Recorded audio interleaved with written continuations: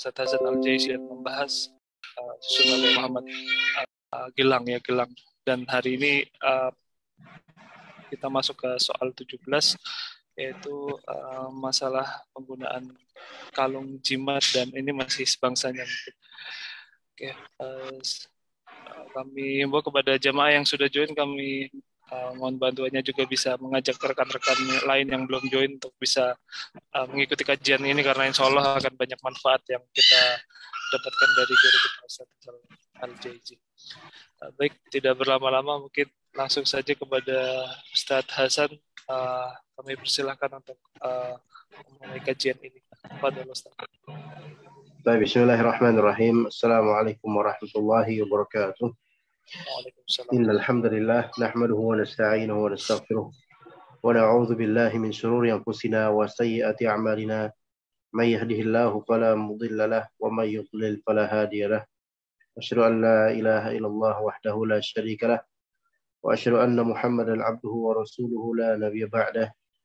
Qala Allah Ta'ala fi kitabihil karim, ya ayyuhan nas ittaqu rabbakum alladhi khalaqakum min nafsin wahidah wa khalaqa minha zawjaha wa batha minhuma rijalan katsiran wa nisaa'a wattaqullaha alladhi tasaaluna bihi wal arham innallaha kana 'alaykum raqiba. Wa qala ta'ala, ya ayyuhalladzina amanu ittaqullaha haqqa tuqatih wa la tamutunna illa wa antum muslimun. Fa inna asdaqal hadithi kitabullah wa khairal hadi hadi Muhammadin sallallahu alaihi wasallam wa syarrul umuri muhdatsatuha wa kullu muhdatsatin bid'ah wa kullu bid'atin dhalalah wa kullu dhalalatin finnar.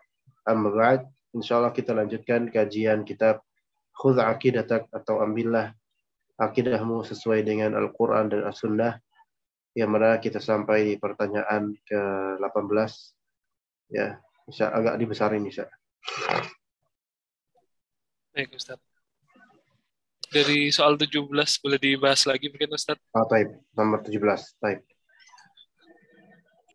Taib, soal ke-17, dan ini masalah akidah yang sangat penting dan relevan dengan zaman dan juga tempat kita, yaitu di Indonesia, karena masih banyak pelakunya ya.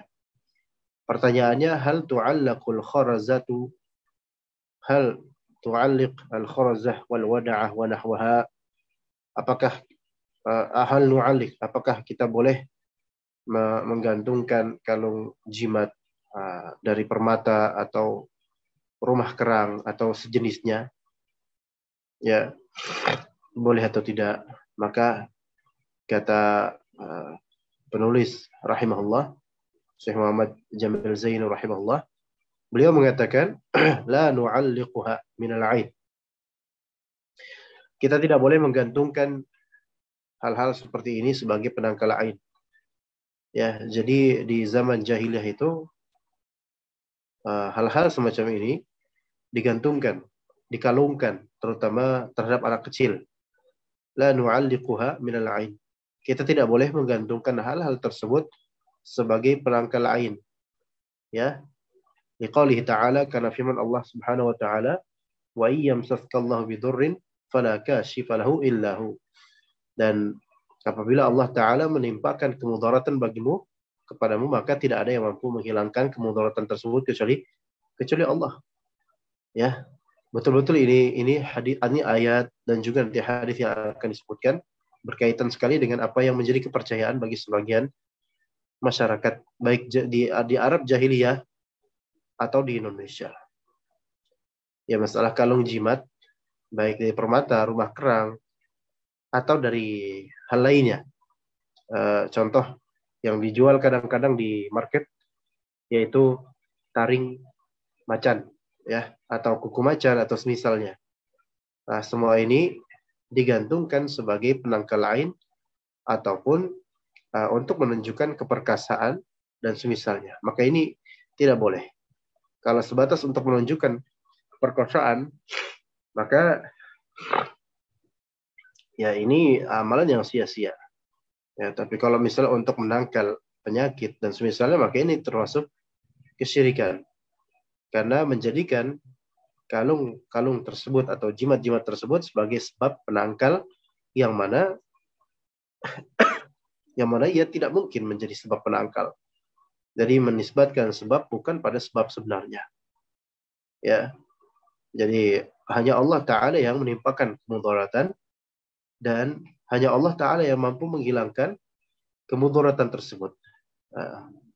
Ini afwan, suara Ana gak bisa lebih kenceng lagi karena qadarullah Ana sedang kurang sehat ya. Dan kadang-kadang penciuman Ana hilang. Ana gak tahu ini apakah gejala COVID atau flu biasa, Allahu a'lam. Tapi kalaupun Allah takdirkan COVID, ini berarti persis seperti ini. Wa iyam saskallahu bidurrin fala kashifa lahu illa hu. Dan apabila Allah menampakkan kemudaratan kepadamu, maka tidak ada yang mampu menghilangkan mudarat tersebut, di antaranya COVID, apapun namanya itu, baik Delta, Delta Plus, Omicron dan seterusnya. Itu hanya Allah yang mampu menghilangkan semuanya. Dan tidak boleh ada jimat-jimat dalam hal ini. Ya. Nah, soal ain ya, akan ana sedikit jelaskan tentang ain. Ain itu hak, yaitu efek dari ain, yaitu efek dari pandangan mata, itu hak terjadi. Ya. Namun di Indonesia ini sesungguhnya kita dapatkan ain itu tidak sebanyak di tanah Arab. Ya.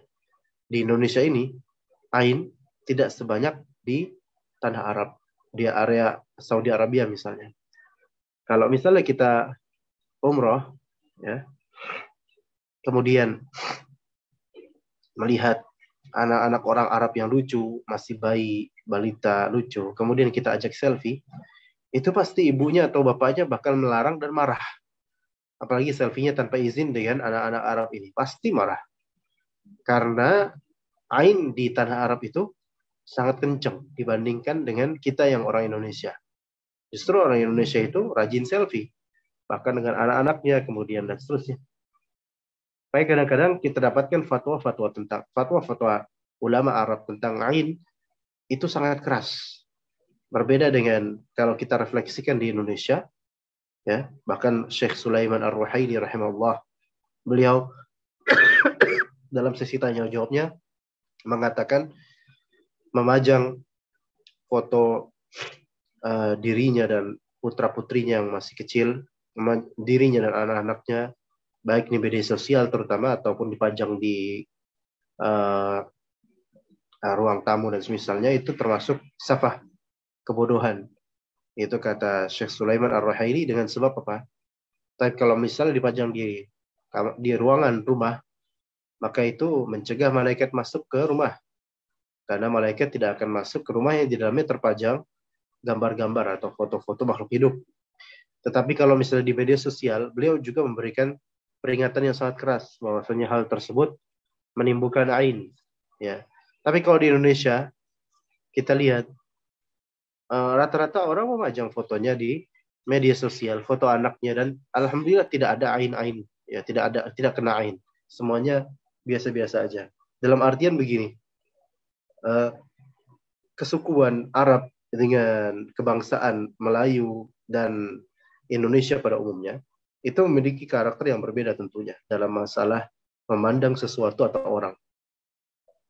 Kita ini orang Indonesia, alhamdulillah termasuk orang yang, atau jenis manusia atau kebangsaan atau ras yang sebenarnya fleksibel, bisa bergaul dengan siapapun. Kita ini termasuk, masya Allah, ini bangsa yang sebenarnya menengah ya. Dengan orang Arab kita masuk, dengan orang Barat kita masuk, dan kita tetap ramah dengan siapapun. Dan orang-orang yang pernah ke negeri kita pun mengatakan negeri Indonesia ini betul-betul ramah orang-orangnya. Dan memang benar terbukti. Ya, ini bukan berarti membanggakan semata negeri kita, tetapi kalbunya orang-orang Indonesia ini seperti welcome terhadap apapun. Makanya aliran sesat apapun bisa masuk ke Indonesia, karena orang Indonesia itu mudah untuk menerima sesuatu tanpa kadang-kadang tanpa mikir panjang, ya, dan tidak mudah membenci sesuatu gitu ya. Semuanya oke-oke aja lah, nyantai aja orang Indonesia. Ya, walaupun mungkin ada beberapa cabang suku yang mungkin agak sedikit berwatak keras atau kalimatnya keras, seperti beberapa area di Sumatera atau di beberapa area di orang timur ya. Tetapi kenapa ain itu tidak sebanyak terjadi di tanah Arab? Saya ketika mengisi kajian di The Hives, apartemen The Hives di daerah Taman Sari, ya dekat Cililitan atau dekat UKI itu. Setelah selesai kajian, ada seorang Arab, ya Arab Batak, ya Arab tapi campuran Arab dengan Medan, ya. Itu beliau ketika saya tanya kenapa ya kok di Arab sana itu ain itu sangat mudah terjadi, tetapi di negeri ini itu ain itu jarang terjadi. Maka beliau mengatakan, antum tahu sendiri orang Arab itu ketika memandang sesuatu itu benar-benar kuat dalam berpandangan. Memandang sesuatu itu kuat pandangannya. Beda dengan orang-orang kita. Orang-orang kita itu sangat ramah.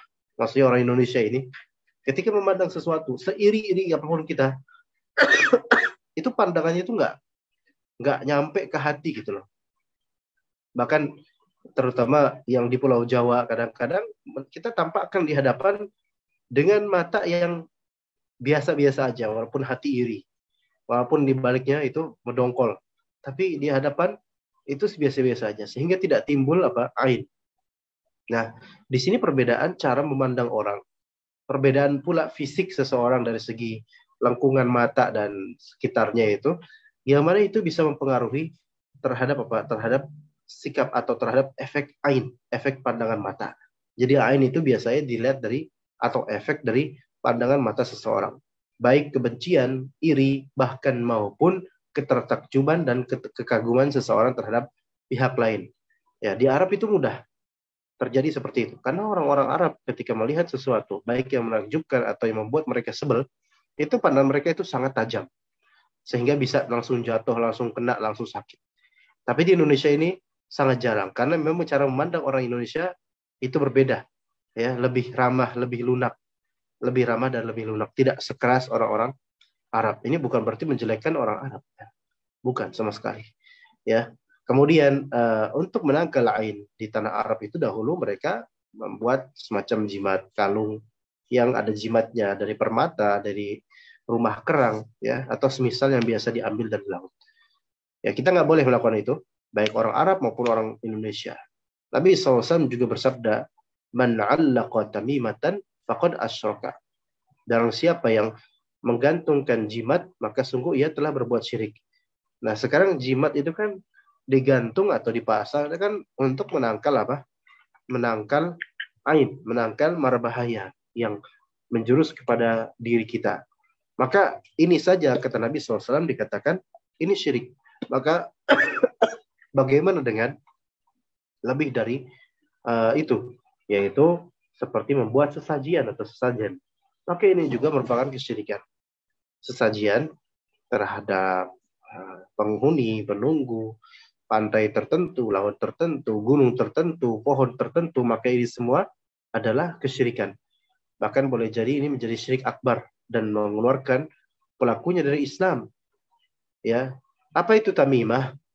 Tamimah itu adalah kalung dari permata atau rumah kerang yang digantungkan untuk menangkal ain. Jadi yang di atas dari ain ini, ya di atas dari ain, yaitu semacam sesajian, maka ini menjadi lebih besar lagi keburukannya dibandingkan yang tadi disebut jimat-jimat. Ya kalau jimat yang untuk skala mikro saja, yaitu individualis ya untuk seseorang, maka itu bisa menjadikan seseorang yang berbuat musyrik atau syirik. Maka apalagi dengan memberikan sesajen, ya seperti yang viral pada pekan lalu sampai sekarang juga masih mungkin tentang seseorang yang menendang sesajian di salah satu gunung di Lumajang. Ya, di sini tentu sesajian tersebut adalah perbuatan menaruh sesajian di tempat tersebut pasti perbuatan syirik. Ya, walaupun alasan mereka untuk apa, tapi itu perbuatan syirik. Tapi sisi lain, nahi munkar dengan menendangnya, kemudian divideokan, maka ini juga merupakan kemunkaran. Jadi harusnya, ya, kalau misalnya memang kita mau mengubah kemungkaran tersebut, kita melihat madarat dan maslahatnya. Kalau ternyata diviralkan dan divideokan itu menjadikan dakwah ini terhambat atau orang-orang menjadi marah dan madaratnya lebih besar lagi, maka tidak boleh memvideokannya. Ya, saya pribadi ya teman-teman sekalian, saya pribadi juga pernah melakukan hal-hal seperti itu. Pernah di salah satu daerah di Jawa Tengah, ya, sendiri. Kemudian saya ke pematang sawah yang berada di suatu lembah di antara bukit-bukit atau di antara tebing-tebing, ya. Di situ ada sawah, petakan sawah yang luas. Saya pun berjalan di pematangnya dan saya menuju ke sudut sawah tersebut. Di sudut jauh sana itu ada semacam ada pohon bambu. Jadi ada tebing yang tebing tersebut ditumbuhi pohon bambu besar dan memayungi bawahnya. Dan ternyata di bawahnya itu adalah suatu sendang. Kalau bahasa Jawa itu sendang. Sendang itu ya genangan air semacam itu yang berasal dari mata air, dan memang ada mata airnya kecil di situ. Maka ada sendang. Cuma tidak ada ikannya karena cetek ya. Maka di sendang itu, di bagian tanahnya, ada beberapa sesajian. Maka saya hancurkan itu sesajian tersebut. Dan alhamdulillah tidak ada efek samping. Dan tidak usah percaya dengan hal seperti itu. Tidak ada efek samping. Antum tenang-tenangin aja, tuh injek-injekin, nggak ada kemudian efek samping. Tapi selama antum menghancurkannya demi apa? Demi menghindari kesyirikan. Demi mencegah kesyirikan. Kalau nendang-nendang dan injek-injek hanya untuk pamer-pameran segala, maka itu ya banyak yang marah di antara syaitan. Tapi kalau misalnya antum menendang atau menghilangkannya, mencabutnya tanpa sepengetahuan orang-orang, ya walaupun jin yang melihat mungkin, maka itu insya Allah tidak akan memberikan mudarat kepada antum. Seperti itu. Dan alhamdulillah tidak ada efek apapun. Padahal itu saya sendirian ketika itu dan sekitar 2003, berarti sekitar 18 tahun lalu.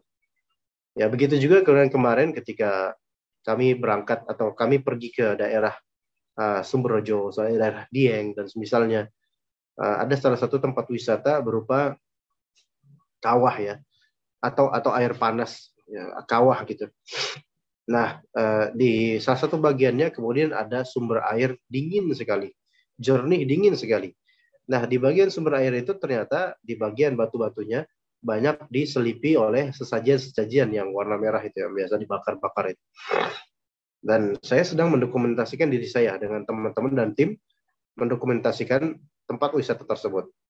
Kemudian saya bilang kepada dia, saya katakan di liputan bahwa saya hal-hal semacam ini tidak baik, tidak bagus, ini merupakan kesyirikan. Namun kemudian saya suruh off videonya, off dulu, saya akan mencabut-cabut semua dari itu. Maka saya cabut-cabutin itu. Saya cabut-cabutin karena itu semua adalah peralatan kesyirikan. Kemudian saya minum airnya jernih dan tidak ada mudarat sama sekali. Ya, jadi banyak orang mempercayai bahwasanya melakukan sesajian dan seperti itu menjadikan kita terhindar dari mudarat. Dan ini adalah keyakinan syirik, ya, keyakinan syirik. Baik, kita mulai kemudian di soal ke-18.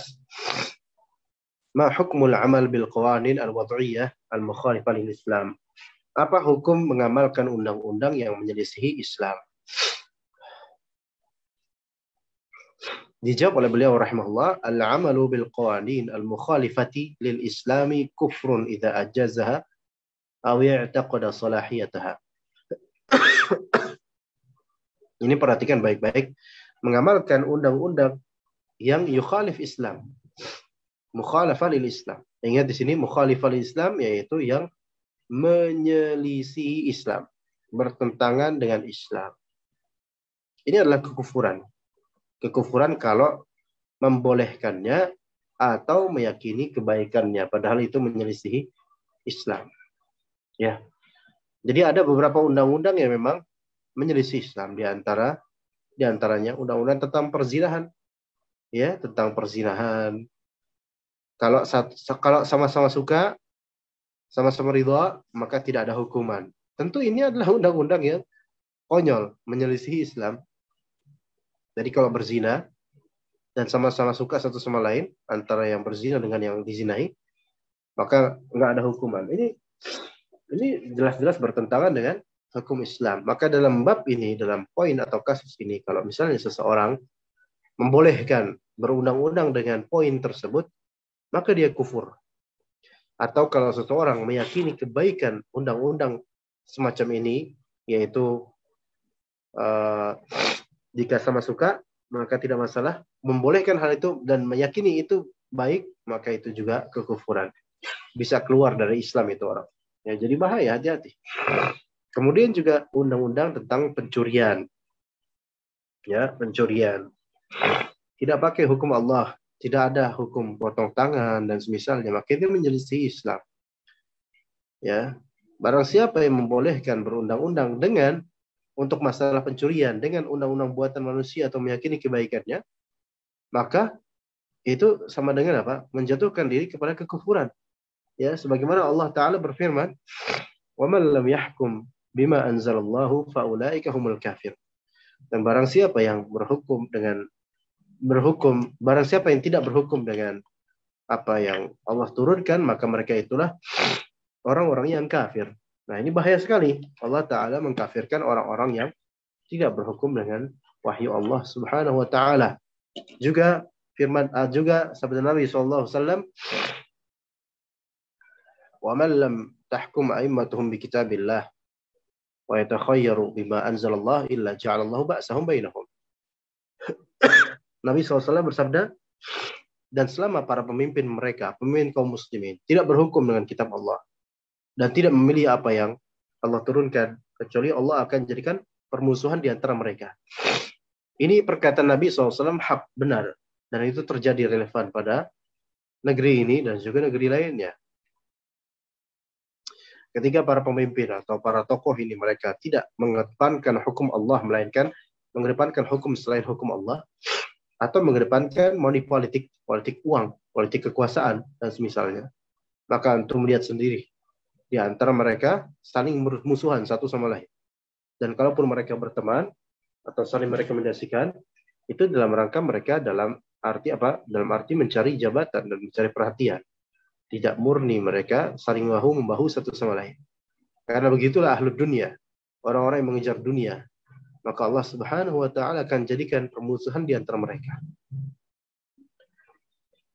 Sekarang terjadi, teman-teman sekalian, kalau kita mau melihat, ya, satu sama lain saling bertengkar, yang tidak ada juntrungan, tidak ada habisnya. Kedua-duanya sama-sama memiliki kesalahan dan saling menyalahi satu sama lain. Tidak ada kemudian di antara mereka, ayo kita kembali ke Al-Quran atau As-Sunnah. Tidak ada. Karena apa? Satu kubu membela kepentingannya dan kepentingan golongannya. Dan kubu lain juga seperti itu. Maka antum akan melihat antara keturunan Nabi A dengan keturunan Nabi A yang sama-sama mengklaim bahwa saya itu keturunan kalau keluarga Nabi SAW. Tapi bertengkar, saling memenjarakan, saling melapor, saling mengadu satu sama lain.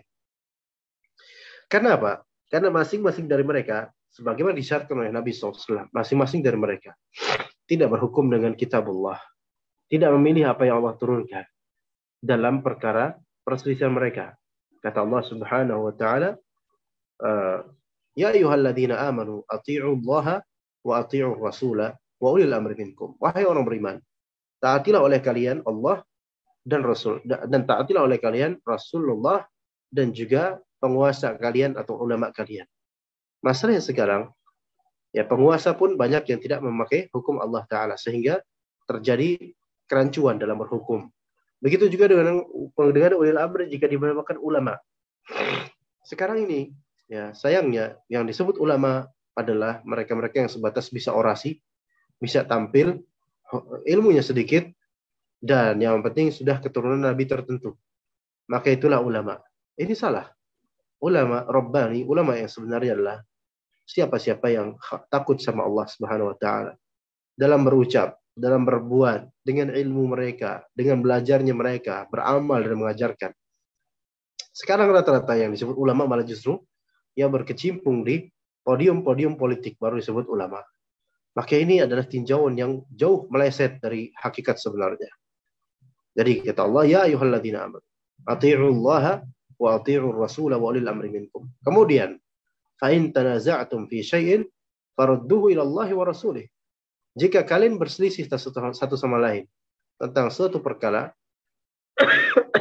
jika kalian berselisih satu sama lain tentang suatu perkara, alhamdulillah, maka kembalikanlah perkara tersebut kepada Allah dan Rasulnya. Dan kita lihat ya teman-teman sekalian, kalau perkara tersebut tidak dikembalikan kepada Allah dan Rasulnya, hanya dikembalikan kepada persangkaan mereka, laporan mereka, kesesuaian hawa nafsu mereka, maka lihat apa yang terjadi. Tidak berhukum dengan hukum Allah, illa ja'alallahu ba'sahum bainahum. Kecuali Allah akan jadikan permusuhan di antara mereka. Lihat bagaimana musibah belakangan ini di negeri ini. Ya ketika sesama pengklaim keturunan keluarga Nabi SAW sama-sama mengklaim seperti itu. Ya, kemudian saling jelek-menjelekkan, saling adu-mengadu, saling membenturkan, bermusuhan. Sekarang kita bayangkan bagaimana kalau Nabi SAW melihat nasib orang-orang seperti ini sekarang. Terjadi khilafiyah, terjadi tanazu', terjadi permusuhan satu sama lain. Dan permusuhan tersebut semua dalam rangka dunia. Walaupun yang satu berusaha untuk apa? Seolah membela agama Allah Ta'ala. Dan yang satu seolah membela negara dan seterusnya. Semua itu, kalau misalnya kita kembalikan kepada Allah dan Rasulnya, kita akan dapatkan bahwasanya orang-orang yang mencari dunia, mencari popularitas, dan keburukan tanpa ilmu, maka itulah yang akan terlihat hancur dan saling berantakan sesama lain.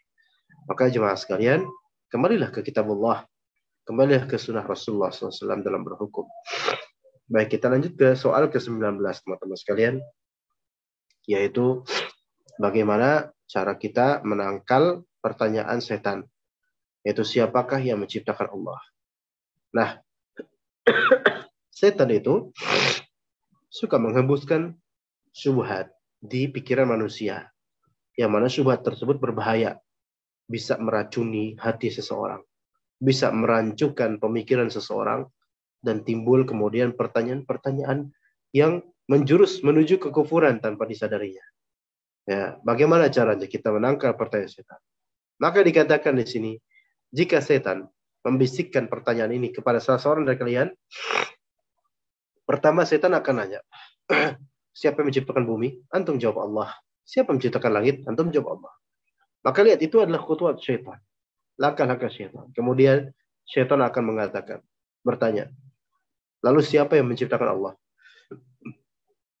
Itu kadang-kadang akan menjadikan keheranan pada seseorang. Akhirnya dia bagaimana memanage dirinya supaya tidak terjerumus dan terjebak dalam masalah ini. Maka caranya, jika dibisikkan seperti itu, hendaklah dia berta'awudz, falyasta'idz billah, berlindung kepada Allah. Ya, sebagaimana kata Allah di surat Fussilat, fa imma yanzaghannaka minasyaitani nazghun fasta'idz billah innahu huwas samiul alim. Yani jika setan mengganggumu dengan suatu gangguan, maka mohonlah perlindungan kepada Allah. Sesungguhnya dialah Allah yang maha mendengar lagi maha mengetahui. Jadi bertawud, a'udzubillahi minasyaitonir rajim. Dan juga Rasulullah SAW mengajarkan kepada kita agar kita menolak makar dari syaitan, tipu daya syaitan, dengan mengatakan amantu billahi wa rasulih. Saya beriman kepada Allah dan Rasulnya. Allahu ahad, Allahus samad, lam yalid wa lam yulad wa lam yakul lahu kufuwan ahad. Allah yang Maha Esa, Allah yang kepadanya bergantung segala sesuatu, ya, dia tidak beranak dan tidak diperanakan, dan tidak ada yang semisalnya seorang pun, satu pun. Kemudian silakan dia lihat full an yasarihi thalatha. Kemudian dia yaitu menghembuskan dengan adanya sedikit cipratan dari ludah ke arah kirinya sebanyak 3 kali. Wal yasta'idz minasyaitan. Kemudian dia berta'awudz, a'udzubillahi minasyaitonir rajim. Ya, wal yantabih fa inna dzalika yadhhibu an. Maka hendaklah dia waspada, dan kegiatan semacam ini akan menghilangkan syaitan, menghilangkan bisikan syaitan. Jadi lakukan ta'awudz dan ludahi 3 kali di sebelah kiri, maka syaitan itu akan hilang. Insyaallah bisikannya akan hilang. Nah, kalau misalnya tetap aja kita udah berusaha berta'awudz namun bisikan itu masih tetap ada, maka cobalah membaca Al-Quran, atau datangilah teman-teman yang saleh, kemudian ajak mereka bicara, ajak mereka diskusi tentang keilmuan, maka fokuskan di masalah-masalah lain, maka insyaallah akan hilang insyaallah ta'ala. Dan memang ada beberapa ikhwan yang kadang lapor kepada anak atau curhat kepada anak tentang hal-hal bisikan yang menimpa dirinya, mengajak kepada kekufuran, maka harus dikuatkan dengan betul-betul banyak membaca Al-Quran, banyak ta'awudz, banyak zikir. Maka insya Allah syaitan tersebut akan lari. Ya, akan lari. Walaupun ujian itu tetap ada, tetapi minimal kita berusaha. Ketika syaitan membisikkan kita akan suatu keburukan, maka kita berta'awudz, terus berusaha. Begitu. Wallahu a'lam. Kita lanjut ke soal ke-20. Tafadhal. Soal ke-20. Ma huwa dararu syirik akbar? Apa bahaya dari syirik akbar? Apa sih efek samping syirik akbar?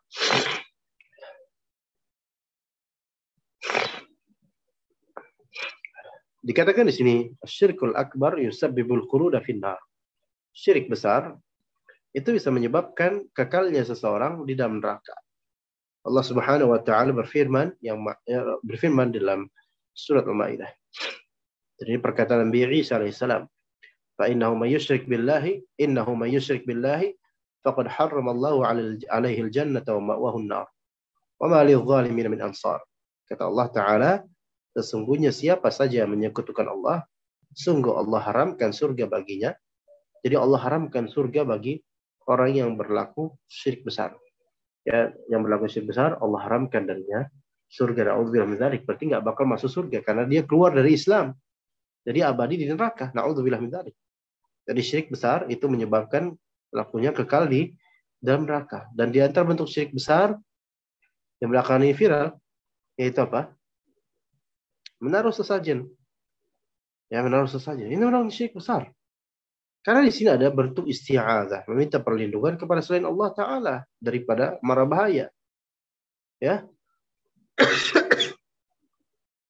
Baik itu di sungai, di sendang, di tempat wisata, di lautan, di gunung, dan semisal ini syirik besar. Orang yang melakukan hal ini terancam, dikafirkan, dan juga terancam tidak masuk surga sama sekali.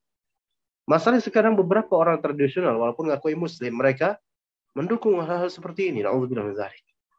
Padahal ini jelas apa? Syirik besar. Kenapa syirik besar? Karena mereka menyuguhkan kepada yang gaib selain Allah Ta'ala berupa makanan dan mereka berlindung kepada makhluk-makhluk tersebut agar tidak diberi madarat, agar tidak dapat bala dan musibah. Seolah-olah yang memberikan madarat dan musibah itu adalah jin-jin tersebut atau penunggu daerah tersebut. Ini khata' dan ini syirik besar. Ini keyakinan syirik besar dan juga ritual syirik besar. Maka larung laut atau sedekah bumi dan semisalnya, ini semua merupakan kegiatan syirik besar. Larung laut atau sedekah bumi merupakan syirik besar. Ya, larung laut seperti ya menaruh nasi tumpeng di laut dan seterusnya supaya terhindar dari bala di pantai dan semisalnya. Dan juga di daratan ada sedekah bumi. Siapa yang memakannya? Mereka apakah mereka memakannya? Tidak. Lalu siapa yang memakannya? Allahu a'lam. Ya. Lalu mereka kemudian beralasan bahwasanya kalau misalnya sesajian ini untuk jin, ini syirik besar. Betul kata mereka begitu. Tapi kalau misalnya sesajian ini untuk Allah, maka ini bukan syirik. Ini khata'. Ini alasan dibuat-buat. Karena Allah Subhanahu wa taala mengatakan, "Wa ma khalaqtul jinna wal insa illa liya'budun." Tidaklah aku ciptakan jin dan manusia kecuali untuk beribadah kepada aku. Dan kata Allah, "Ma uridu minhum birizqi wa ma uridu ayyut'imun." Aku tidak menginginkan dari mereka rizki. Aku tidak menginginkan dari mereka memberiku makan. Tidak. Allah tidak menginginkan rizki, tidak menginginkan memberi makan dari manusia. Tidak. Tidak. Innallaha huwar razzaq. Sesungguhnya Allah lah justru yang memberi rizki, bukan mereka. Jadi mereka nggak usah capek-capek bikin hal-hal seperti itu. Maka kalau mereka beralasan bahwasanya kami bikin nasi tumpeng, kami bikin sembelihan kebo dan semisalnya, ini sesajen untuk Allah, maka ini batil. Allah Ta'ala tidak menerima hal tersebut dan sudah menyatakan tidak akan menerima, tidak inginkannya. Maka lantas buat siapa dong kalau kayak gitu? Ya buat syaitan, buat jin. Maka inilah syirik besar. Ya, ini sayangnya, inilah hendaknya kita ini belajar agama sesuai dengan dalil, sesuai dengan contoh para sahabat, tidak dibuat seenaknya sesuai tradisi dan dengan bermodal omongan-omongan kiai-kiai yang menyimpang. Tidak. Ya, melainkan niat. Kita ini makhluk berpendidikan. Kita bisa belajar. Jangan mudah ditipu dan dibohongi oleh orang-orang yang menisbatkan diri pada agama atau Nusantara, tapi sejatinya mereka justru mengajak kita menuju neraka dan keabadiannya itu syirik. A'udzubillah min dzalik. Nah, kemudian wa ma lidh-dhalimina min ansar. Dan tidak ada seorang pun penolong bagi orang-orang yang zalim. Kemudian Nabi Shallallahu alaihi wasallam juga bersabda, "Wa man laqiyallaha yusyriku bihi syai'a dakhala jannah." Siapa Astaghfirullahaladzim. Wa man laqiyallaha yusyriku bihi syai'a dakhala an-nar. Barang siapa yang berjumpa kepada Allah Ta'ala dalam keadaan menyekutukan dia dengan sesuatu, maka ia akan masuk neraka. Jadi hati-hati ya jemaah sekalian. Hal-hal seperti ini berbahaya sekali. Kalau bertemu dengan Allah Ta'ala, kemudian kita punya dosa syirik, maka masuk neraka itu ancaman. Terutama syirik besar. Ya begitu. Baik, mungkin untuk materi kita cukup sampai situ mungkin insya Allah. Jika ada pertanyaan maka dipersilahkan, ya mudah-mudahan bisa kita jawab jika ada pertanyaan. Baik, tafadhol. Terima kasih atas penjelasannya Ustaz. Silakan kepada para jamaah, barangkali ada yang ingin ditanyakan, boleh langsung saja raise hand. Nanti insya Allah Ustaz akan jawab. Silakan. Baik, ada pertanyaan, Juan? Kalau nggak ada mungkin dari saya kali Ustaz. Sambil menunggu barangkali ada pertanyaan yang lain mengenai, mungkin bisa tadi Ustaz kan menjelaskan mengenai penyakit ain, mungkin bisa dijelaskan lagi mengenai maksudnya seperti apa sih kok bisa, bagaimana bisa terjadi, apakah emang dari pandangan mata itu bisa mengundang jin atau seperti apa sehingga bisa menimbulkan mudarat ya, atau sakit gitu. Mungkin ada penjelasan tambahannya. Baik. Penyakit ain itu sebenarnya adalah efek, ya. Efek dari pandangan mata, dan pandangan mata ini bisa secara langsung atau tidak langsung. Yaitu langsung dengan tatapan mata ke dirinya, atau tidak langsung dengan melalui online atau melalui bicara atau sebatas melihat statusnya di Facebook atau misalnya bisa. Ya, tetapi penyakit karena ain itu beragam. Dia tidak berupa satu penyakit. Kadang-kadang berupa demam semata, kadang-kadang sampai flu. Tapi saya insya Allah ini flu ini bukan kena ain insya Allah. Ya. Nah ini sama sekali ini saya tadi sedang mencoba minyak parfum, bibit parfum, dan nggak kecium sama sekali, padahal normal penciumnya. Ya ini Allah alam.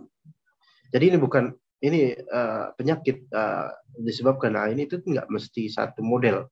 Kadang berupa demam, flu juga bisa, kadang-kadang berupa kelumpuhan di bagian tertentu dari tubuh, ya. Bahkan kadang-kadang juga bisa berupa hancur wajahnya atau makin mengkeriput atau hal-hal lain.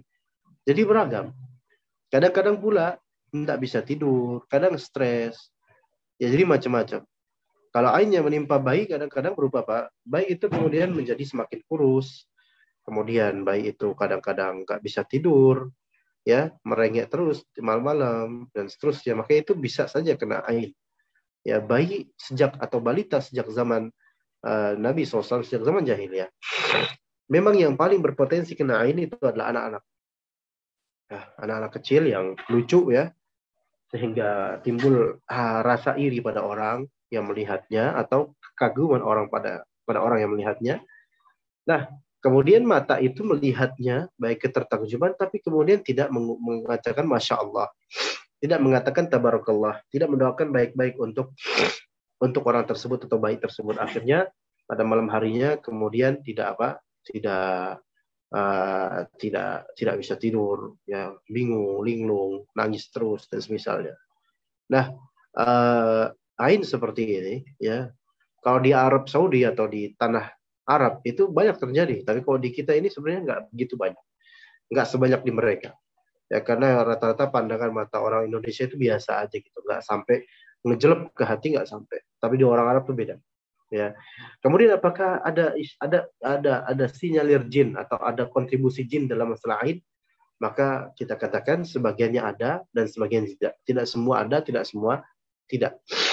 Jadi kadang ada, kadang tidak. Dan dan penyebab di antara penyebab juga ain itu bisa mengenai seseorang. Di antara penyebabnya adalah kurang zikir, ya. Insya Allah kalau misalnya orang ini banyak zikir dan ketika dipandang orang lain dia juga berzikir dan tidak sombong, maka insya Allah tidak akan kena pada dirinya ain. Insya Allah Allah lindungi, terutama zikir pagi petang, ya, terutama zikir pagi petang. Maka amalkan itu insya Allah. Dan doa-doa yang dalam zikir pagi petang diantaranya bisa mencegah dari penyakit ain atau efek dari ain. Seperti Bismillahirrahmanirrahim. La yadurru ma'asmihi syai'un fil ardi wa fis sama'i wa fil ardi. A'udzu bikalimatillahi tammati min syarri ma khalaq. Allahumma afini fi badani, Allahumma afini fi sam'i, Allahumma afini fi basari, la ilaha illa anta, dan seterusnya. Semua insyaallah mencegah dari penyakit-penyakit efek dari ain, insyaallah. Nah, sebagian ain memang ada kontribusi dari syaitan, dari jin. Sebagian penyakit sebagian juga itu kontribusi dari syaitan. Dan termasuk sebagian kasus dari COVID. Sebagian kasus dari COVID itu memang ada kontribusi dari syaitan yang membuat pikiran itu ketakutan, kebingungan, nggak bisa tidur. Dan sebagaimana saya juga pernah mengalami di masa kena COVID di kisaran bulan Juli tahun lalu, ketika lagi sedang tinggi-tingginya rating COVID itu saya sampai nggak bisa tidur 2 malam. Dan di 2 malam itu, mata udah merem, berusaha tidur, malah diperlihatkan diuji oleh Allah Ta'ala dengan diperlihatkan syaitan yang saya belum pernah melihat ada bentuk makhluk seperti itu, banyak gitu loh, beragam, beda-beda. Tapi sekarang itu saya nggak ingat itu bentuknya kayak gimana, ya saking uniknya dan anehnya bentuk-bentuk itu. Jadi kadang-kadang ain itu atau penyakit-penyakit, kadang-kadang memang ada kontribusi syaitan terhadapnya. Makanya obat terbaik ya sebenarnya ada Al-Quran, obat terbaik, syifa'un lima fis sudur, yaitu penyembuh apa-apa yang ada di dalam dada, dan juga sebagai syifa bagi obat-obat bagi penyakit-penyakit fisik. Ya seperti flu seperti ini, banyak baca Quran, dengar Al-Quran, dengar kajian tafsir atau kajian ilmiah, itu insya Allah menyegarkan kalbu dan mempercepat penyembuhan karena husnudzan kepada Allah Ta'ala. Ya, begitu juga dengan ain. Ya, memang kadang kita nggak tahu bagaimana menangkal atau menyembuhkan penyakit ain yang disebabkan oleh ain ini. Yaitu ada riwayatnya, yaitu berusaha untuk mandi atau minum dari bekas orang yang memberikan ain. Tapi kan kadang-kadang kita nggak tahu ini siapa yang memberikan ain, kadang-kadang kita nggak tahu, ya. Maka ya susah kalau dicari-cari. Maka akhirnya dengan cara apa, ya udah kembali ke basicnya, yaitu zikir pagi petang, baca ayat kursi, baca Al-Fatihah, baca Al-Quran, atau dibacakan oleh orang lain. Maka insya Allah hilang penyakit tersebut. Dan kalaupun ada syaitan yang bercokol dan berkontribusi dalam penyakit ain tersebut, maka insya Allah mereka juga akan hilang, pergi, kabur, insya Allah Ta'ala.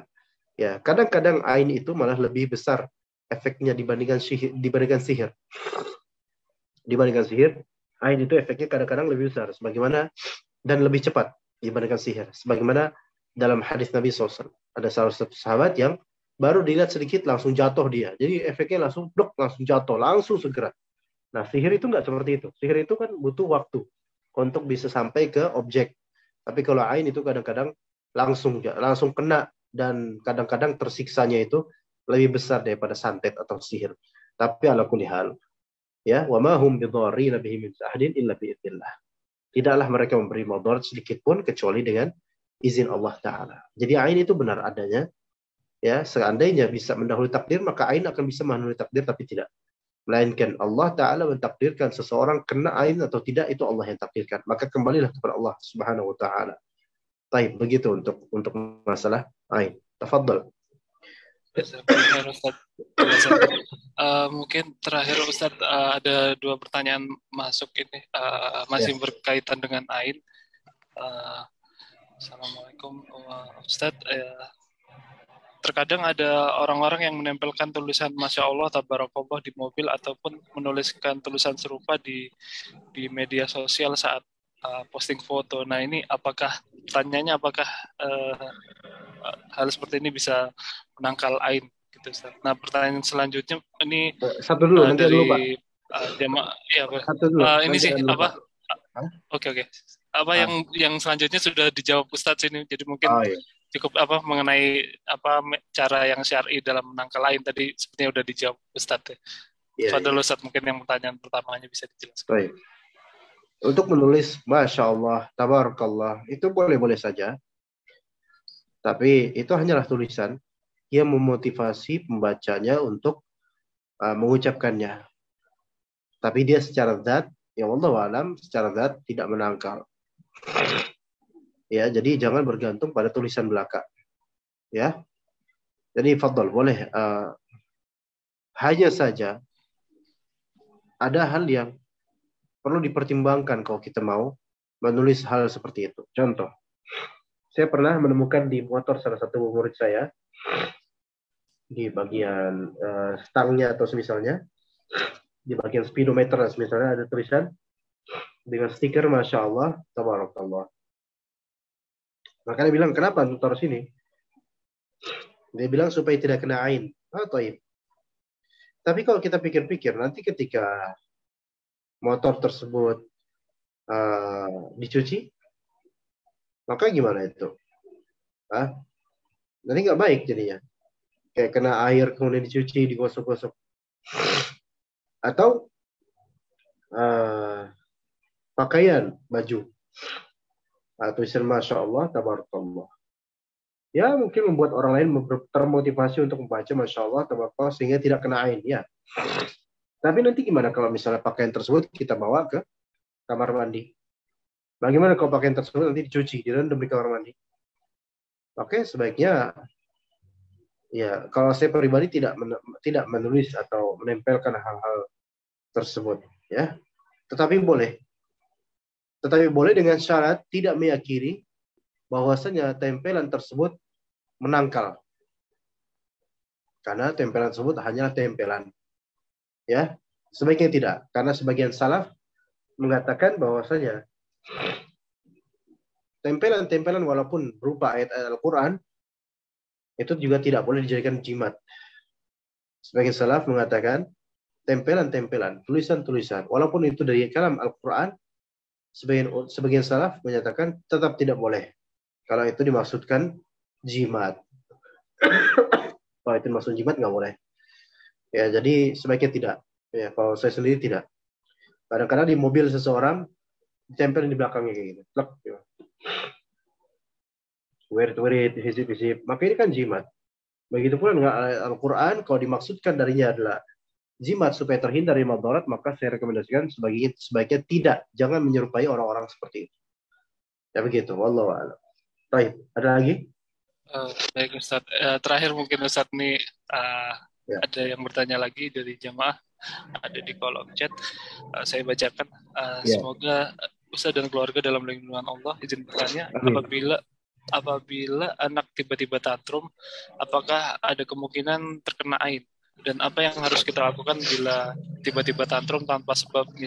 Bisakah orang tuanya membacakan ayat kursi dan 3 ayat kul itu ya Ustaz, untuk meruqyah ayat anak tersebut? Mohon penjelasannya Ustaz. Baik, tantrum ini apa definisinya? Nangis malaman? Anak rewel gitu Ustaz biasanya. Suka Tantrum kan ngamuk sendiri ya. Ya mungkin biasanya suka marah-marah sendiri gitu, apa tiba-tiba rewel, suka gitu. Tantrum itu bisa kita katakan lah, kalau emang definisi tantrum itu rewel atau nangis terus-menerus, sering nangis, itu ada sebab yang maklum, ada sebab yang tidak maklum. Kalau sebab yang maklum itu mungkin karena penyakit atau sedang disapi, ya, atau hal lainnya. Ada sebab lain yang tidak maklum, seperti nggak ketahuan sebabnya, tapi tadi baru ngumpul sama keluarga misalnya. Nah, mungkin ini sebabnya ain. Tapi mau sebab apapun tantrum itu, tetap disyariatkan, dianjurkan untuk dibacakan ruqyah. Ya, dibacakan ruqyah. Baik karena penyakit, baik karena sedang disapi. Putri saya sendiri kalau misalnya dia dengar nih, kedengeran nggak nangisnya putri saya? Ini sendiri dalam usia 2 tahun pas dan sedang dalam proses penyapihan. Nah itu kan malamnya kita, siangnya kita itu betul-betul ini, apalagi qadarullah putri Ana ini termasuk yang ekspresif orangnya. Ya, suka teriak, suka mengeluarkan kekesalannya dan seterusnya. Ini adalah kalau memang ini disebut tantrum atau kerewelan, ini maklum sebabnya diketahui. Ya, tetapi tetap kadang-kadang Ana bacakan. Sembari digendong dia meronta-ronta, Ana bacakan ayat kursi, qul huwallahu ahad, qul a'udzu birabbil falaq, qul a'udzu birabbin nas. Adapun hasilnya itu serahkan ke Allah. Hasilnya serahkan ke Allah. Apakah ini dalam waktu berapa hari, bahkan bisa berapa bulan, itu terserah Allah mau kapan Allah Ta'ala sembuhkan hal-hal seperti ini. Jadi seseorang yang anaknya qadarullah terkena tantrum atau rewel di suatu ketika sampai berapa minggu, berapa hari, maka bersabar. Karena di situ adalah ladang pahala. Dan setelah bersabar, dia wirid, rajin wirid dan copotin. Kalau ada pajangan-pajangan dari foto-foto, hilangkan.